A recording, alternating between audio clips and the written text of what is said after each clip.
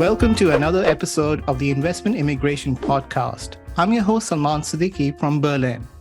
So today we are going to focus on the CBI program in Turkey. Now in Turkey, there have been a lot of developments recently, especially this year. The country recently had its elections in May. And in those elections, the president remains the same, but they have a whole new government and ministers there. So what is going to be the impact of that on the investment immigration climate there? Have things changed or will the policy remain the same? These are the kind of questions we're going to cover in this episode. And we're also going to touch on the topic of the impact of the recent earthquake in Turkey, which was a massive earthquake, and we saw a lot of people losing their homes in that tragedy. But we also know that there's chaos and there's tragedy. There are also opportunities for investments. And we're going to talk about, what does this mean for the foreign investors? Are there any opportunities there for them to invest?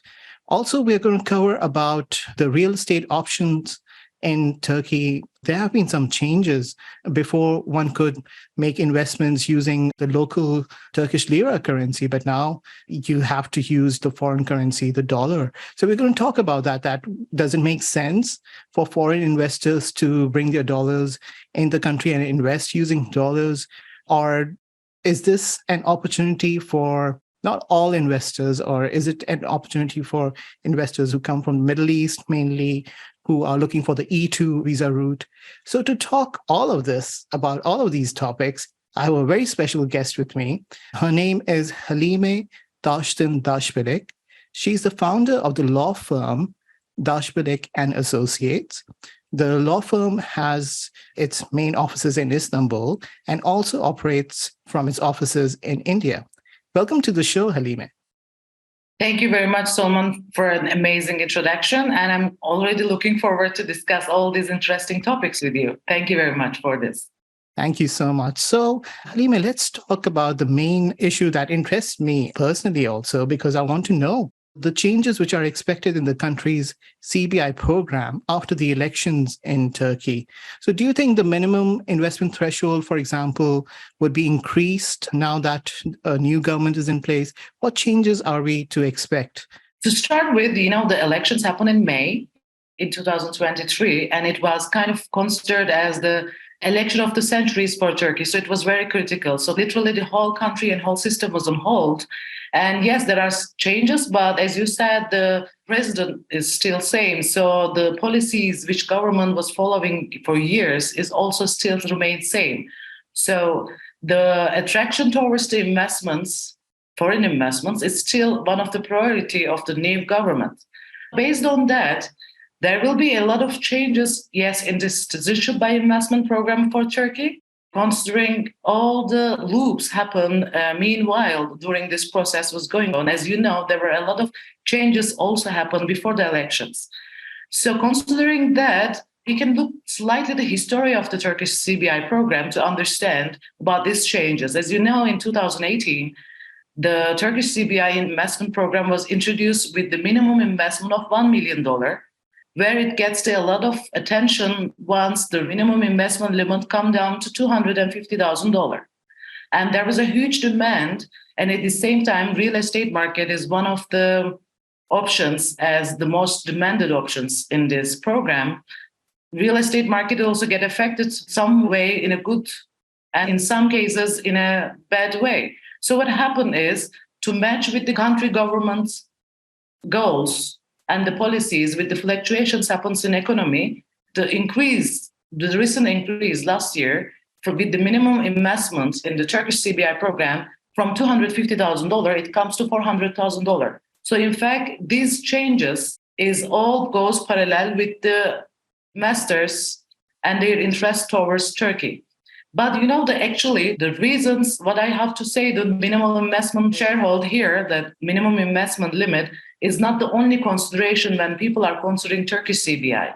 So there are many clients of us who invested in real estate industry of Turkey due to its highly profitable investment at the same time, along with the passport, a strong passport like Turkish passport, as an advantage comes to the investor.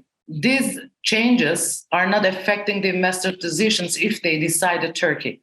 because there are so many clients who make a lot of investment, which is 4 times or 3 times higher than the actual minimum investments. So there are other elements comes into the picture when it comes to citizenship program related changes. So one of the changes, what I predict for the coming future with the new government, is to regulate more on the regulations, more in the process than the minimum investment amount to be increased. Right. I also want to understand from you is what is the investment immigration climate now in Turkey? You just mentioned that the government is still keen on foreign investors. So could you elaborate a little bit more on that point? The main point here, what we have to segregate is the immigration and immigrants profile. Turkey, which is strategic location between Europe and Asia, attracts not only the elites, but obviously we have a lot of illegal immigrants issues also going on in Turkey. There is a segregation issues here when it comes to campaigns.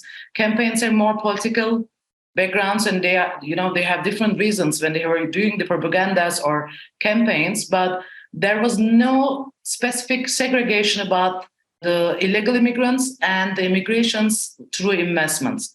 So if you see the CBI program applicants with the number, if you compare as a number with the illegal immigrants, there's very less number and totally different segment altogether. So that with the anti-government or government has nothing to do with the foreign direct investments or the investment immigration programs while they were doing propaganda. But 100% there has to be a segregation and a regulation, changes required to balance it out. That's the main concern I can say here for the investment immigrations for Turkey. Right. And the reason why I was mentioning that is because, during the research for this episode, I came across a number of stories. What I'm trying to understand from you is, under the present new government, are there any restrictions on certain investors from certain countries, or that's no more the case and, everything is smooth and everyone can apply?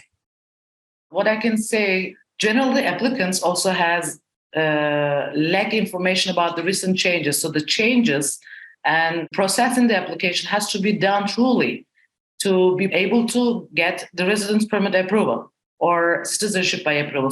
Generally, in citizenship applications, we don't face this problem. So when it comes to residency permit related rejections, we cannot really generalize it. It's so much on case basis. It can have a lot of factors involved in this, like not be able to cope up with the new changes in the rules and regulations, affects an application to go for a rejection. And unfortunately, changes is not followed up by the applicants on time and properly. Also, one of the reasons generally happens when you go deep into the problems. Another problem which makes this residency permit a little more complex is in Turkey, there's a quota as well for each area and each part of Turkey, a quota for foreigners to be around. That's what I can say. So a foreign's 20% quota. So in each part of Turkey, which you can say Antalya, if the number of foreigners residences resides in that area, cross that 20% quota, Ministry of Interiors comes into the picture and close that area for the residency applications. The reason behind this is not on case basis. This is the general rules, and generally it's announced in prior to the knowledge of the applicants. So when it comes to renewal, the existing applicants who want to renew, they can renew. But a new application may face few restrictions, which creates the problem. So I cannot really say that there is a general problem or any national-wise or any specific country-related issues here, though there are a lot of segments and considerations has to be done while applying. But then, this is the main problem of the residency permit related rejections. Each individual has to make sure that they cope up and make sure that their application is matching with the legal requirements, including the changes. That is one thing I guess has to be followed up by the applicants. Maybe they can have an expert support of visa here to make sure that their applications goes through.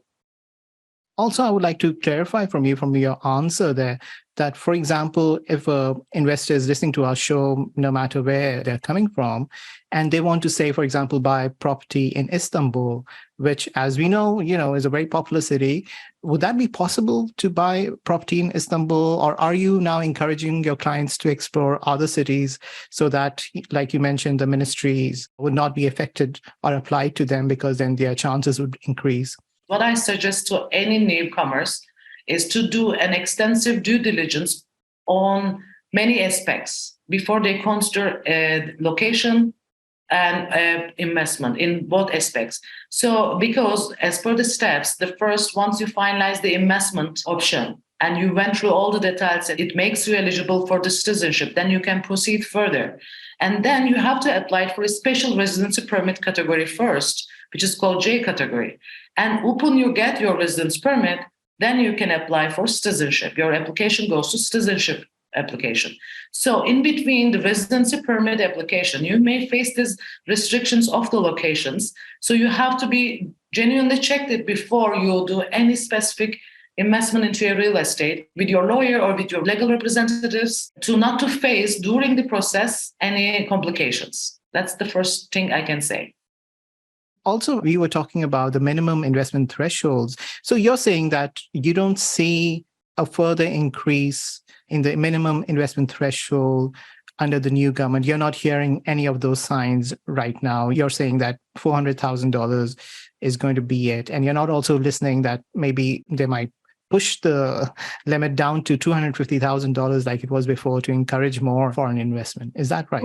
It doesn't make more sense to that, to consider that the minimum investment amount will come down, because as I told you, the effect here is it has to go parallel with the government goals, and it has to go parallel with the economical situation, current situation, and especially real estate market. That's why the $400,000 is a very reasonable amount at the moment. You are doing a profitable investment, because it is, in spite of the situation of the Turkish lira currency situation and other aspects, still real estate investment is one of the most profitable investment and one of the best return of investment option for any investor. Plus, you are getting a Turkish passport within a very short period of time, which gives you a lot of advantages as well along with your investment. And you have just that minimum 3 years of restrictions not to sell that investment which is used for the foreign citizenship. And after 3 years, you can just proceed with your sale if you want to, and you still hold the Turkish citizenship. So this is a good investment plan, at the same time, a good lifestyle plan for an investor if they consider Turkish CBI in one of their plans. Speaking of the application process, and for example, when one buys a real estate in Turkey, how much time does it, under the present circumstances, take to buy real estate as a foreign applicant and meet all those requirements of due diligence and all of that? Starting from the decision you decided to do this investment in Turkey, the first step is you find your right option of real estate option. Obviously, you have to do this due diligence regarding the real estate property, if it suits to make you eligible for Turkish citizenship. It depends on few working days with the right documents provided to a lawyer. There is relevant checks done regarding the property. Once it is checked by the location-wise, the title of deed is clear, and the amount is finalized between the buyer and the seller, the next step is transferring the amount to the Turkish bank by going this route, which is the new route of foreign exchange purchase document has to be received by the bank. So what happens in that is it takes generally, once you bring your investment amount, it can be done within 1 working day to 2 working days. Depends on the timing and the process of the bank, but they provide this document immediately upon your money is received by the bank. And you have to be a little careful about, as it's a new concept by the banks also, you have to make sure that foreign exchange certificate, which you receive by the bank, also comply with the regulations, because this is a one-time transaction which you cannot change it later on. You cannot request for a revision. So it has to be ideally careful. And if you have a mistake in this certificate, then it makes a lot of delay in your process further. So once you have that foreign exchange certificate, you have to submit along with other additional documents to the land registry office to proceed with the sale and transfer of the title of deed. And that will take, again, open the appointment is taken. It's an on appointment basis. Then you can proceed within the same day with the title of deed. After the next step, after you finish your title of deed transfer on your name, is the getting the eligibility conformity letter. That is depending on the government authorities. It can take to 10 days to 1 month, which has to be followed up and closely as well. And once you receive eligibility conformity letter, then you are almost ready to apply for citizenship. So what happens is first you apply for residency, J category residency permit, which doesn't take a lot of time. But again, there's a recent changes from 2023 onwards. Before there was Turkish CBI was looking so easy because you can just provide a POA to a lawyer and you can proceed without even entering to Turkey. But right now, the biometrics is mandatory. So the investor has to come to Turkey before this residency application is proceeded and provide this biometric. And the rest of the process can be still done with a POA through a lawyer. And after you receive your residency permit, which is under J category, then your application goes through with a citizenship application. So citizenship applications goes from the 7 different steps of verification and check by the relevant government authorities, and the final decision comes with a presidential decree. So this can take a lot of time, more than 3 to 4 months. By completing all that steps and receiving the final announcement letter about your citizenship can be around 3 to 4 months to 5 months. And then by receiving this announcement letter, you are ready to proceed with your ID card and your passport and further on. So we can say, considering all this process, there is no more a short way for this. It is minimum takes 6 months. It can go all the way to 8 months in a practical manner when we ask. What kind of investor usually is these days from your clients are coming? Are they coming mostly from India? You're seeing more applicants from there. Are you seeing more applicants from the Middle East who are interested in getting citizenship? Or do you see, I don't know if anyone from the US or from other parts of Europe would be interested in what kind of profile are we seeing these days? If you could share. At the beginning, like in 2018, 19, and 20, there was more of our clients from Middle Eastern, especially Iraq and Iran was the number one, the most applicants what we received. But currently we have a lot of, yes, India, because it's our hardcore market. Like, we have a close relationship and a close understanding with the market. So we have a lot of Indian applications with different purposes, so which makes it very interesting. And then we have a lot of clients from Russia, especially Russia and Ukraine, due to unfortunate situation going on in their countries. But what I can say is that interestingly, we get clients from US as well, because US and Turkey has this dual citizenship. So there are different reasons why the applicants, Turkish CBI programs, or the people who would like to invest in Turkey, they have different reasons behind that. So I have a lot of Kuwaiti clients who is just buying real estate, and Chinese clients who doesn't follow the minimum investment amount. They do a really huge amount of investments and they receive Turkish CBI. Some of them doesn't even apply for that, but still invest in real estate. So I have interesting profiles every time.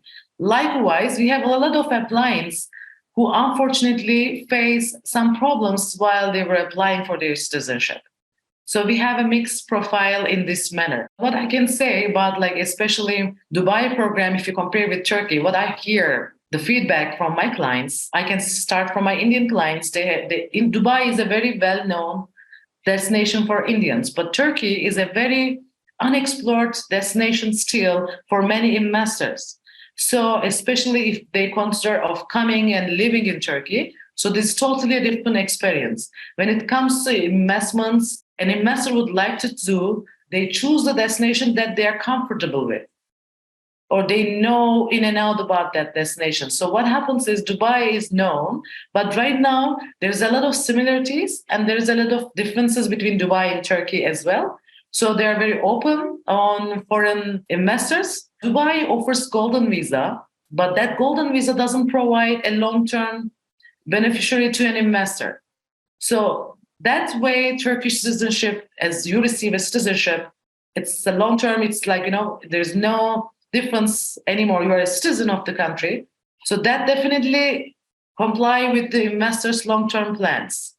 And allowing dual citizenship, that's where the US clients comes into the picture. As they are allowed to have dual citizenship, they have their generally retirement plans or they are regular visitors because Turkey is a tourism hub as well. So many people get to know Turkey by visiting it and later on considering an investment opportunities in the country with the facilities, with the geographical location, because you have an amazing advantage in the location. The flights, the connections also makes it, especially Istanbul, a right hub because it's kind of literally in the middle of the world. So real estate is not the only option to take part in the CBI program, isn't it? There are other options also there. Investment. Ways, Yeah. So if you could just briefly just mention what are the other options and in your experience, which one is the most popular? I'm guessing it's, of course, the real estate one.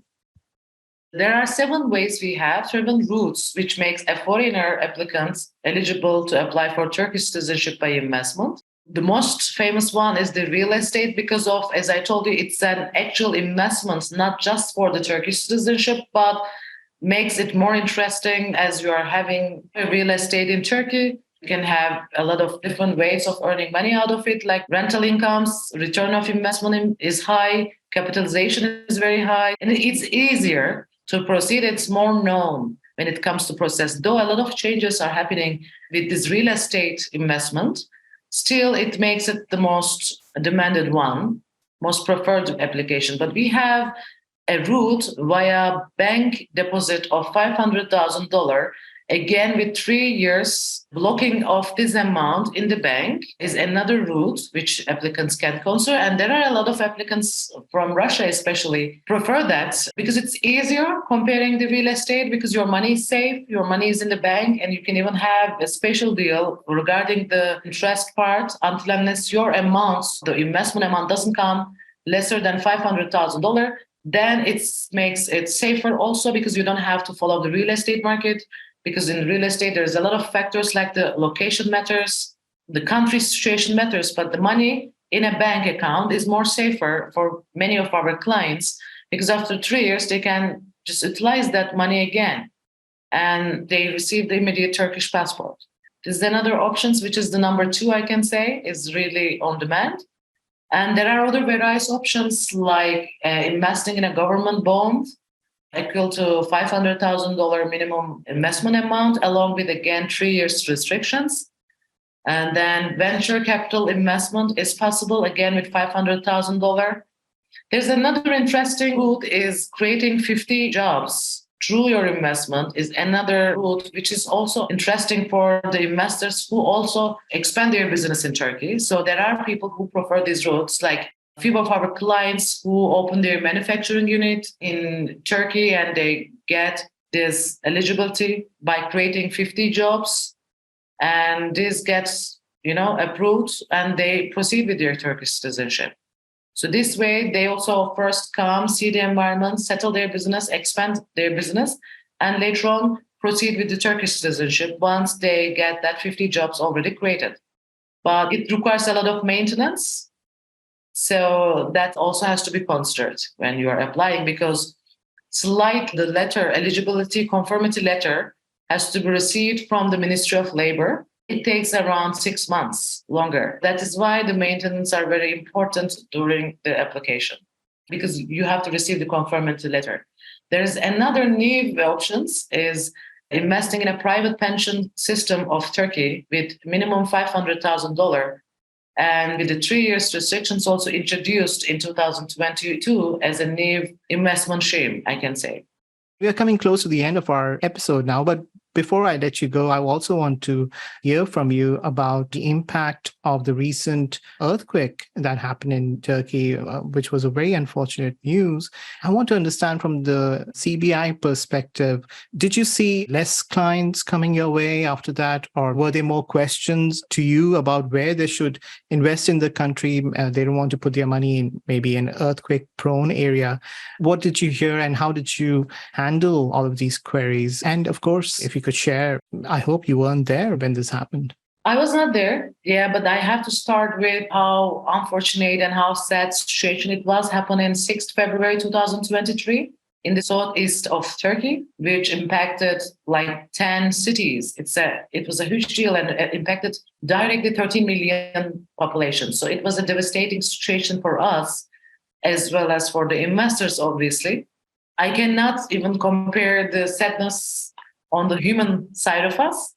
But when we consider about the investments, there was obviously like any natural disaster in any country, it temporarily shakes the investors, confidence, and they question a lot because it becomes uncertainty for them. The whole Turkey is a known earthquake zone country. It's a known fact about Turkey.